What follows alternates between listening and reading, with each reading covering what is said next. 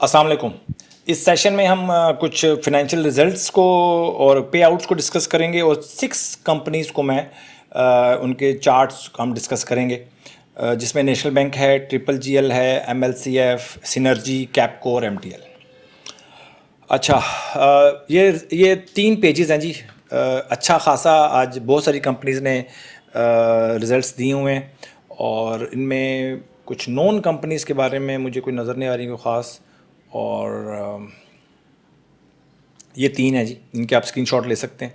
और पे आउट्स जो जिन्होंने डिक्लेयर किए हैं उनमें इंडस मोटर है, 37 रुपये डिविडेंड दिया है। एजीपी ने 4 रुपये डिविडेंड दिया है। एजीपी ने आज कमाल कर दिया है, अपर कैप ही ओपन हुआ है और कोई ख़ास खबर मुझे इसकी मिल नहीं सकी। रिजल्ट्स अच्छे आए हैं, डबल ईपीएस डबल हो गई है, डिविडेंड 4 रुपये दिया है।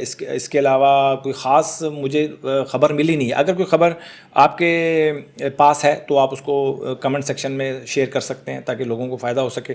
पायनियर सीमेंट 5 रुपये डिविडेंड दिया है। पाक पेट्रोलियम 2 रुपये डिविडेंड दिया है। ऑयल एंड गैस ने 4 रुपये 5 पैसे डिविडेंड दिया है। एटलस इंश्योरेंस ने 6 रुपये डिविडेंड दिया है। एयरलिंक ने 2.5 रुपये डिविडेंड दिया और डिविडेंड यूनिलीवर ने 600 रुपये डिविडेंड दिया। तो ये थी जी। और यूनिलीवर की बात अगर मैं करूं तो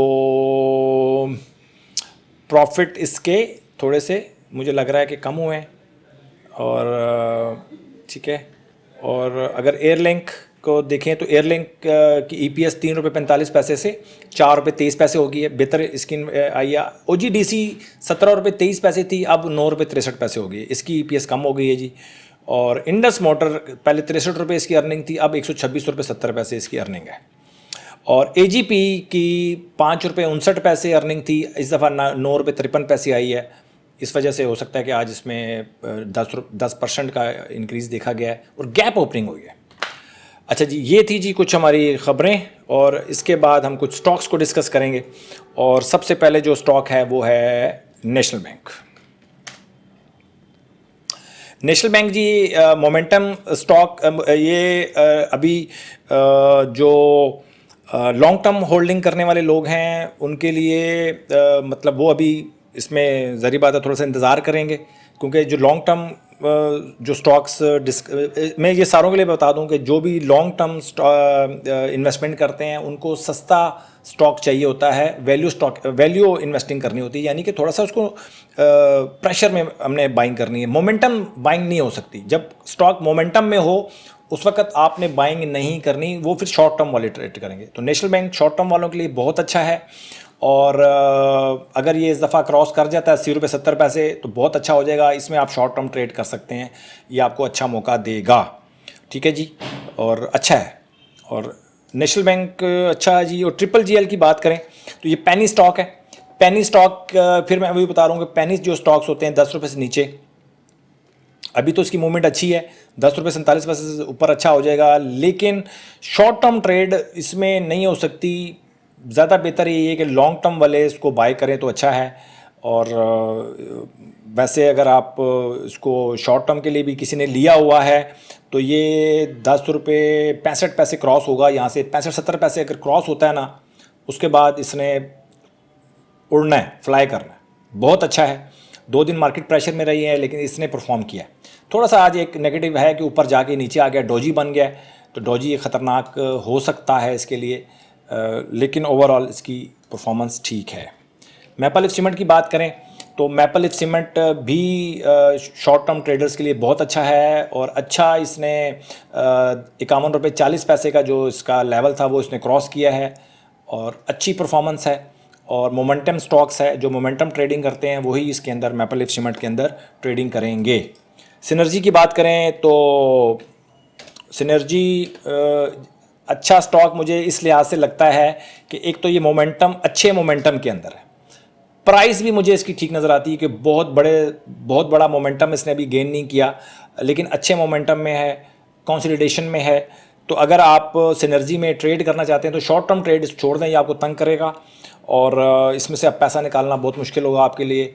लॉन्ग टर्म के लिए इसको आप होल्ड कर लें, मतलब अभी फ़र्ज़ कर लें भाव चल रहा है 7 रुपये 58 पैसे, 7.5 के अराउंड इसको आप बाई करते हैं। नेक्स्ट बाइंग आप 6.5 रुपये के 1-1 रुपये के हिसाब से आप इसको नीचे एवरेज करें और इसको लॉन्ग टर्म के लिए छोड़ दें और 50-60% प्रॉफिट हो तो तभी आप इसको बेचें, इससे पहले इसको ना बेचें। सिनर्जी का थोड़ी सी सपोर्ट दिया कि इसके रिजल्ट्स थोड़े से बेहतर हैं, बहुत ज़्यादा लॉस मेकिंग कंपनी नहीं है, पिछले 2 साल से तो आप समझ लें कि प्रॉफिट बना रही है, तो इसलिए आप रिस्क इसमें ले सकते हैं अगर आप लेना चाहते हैं। वैसे तो मैं इस तरह के पेनी स्टॉक्स को लॉन्ग टर्म के लिए नहीं, लेकिन अगर थोड़ी सी अगर आप अपनी इन्वेस्टमेंट का छोटा सा पार्ट रखते हैं पेनी स्टॉक्स के लिए तो उसमें सिनर्जी बेहतर है।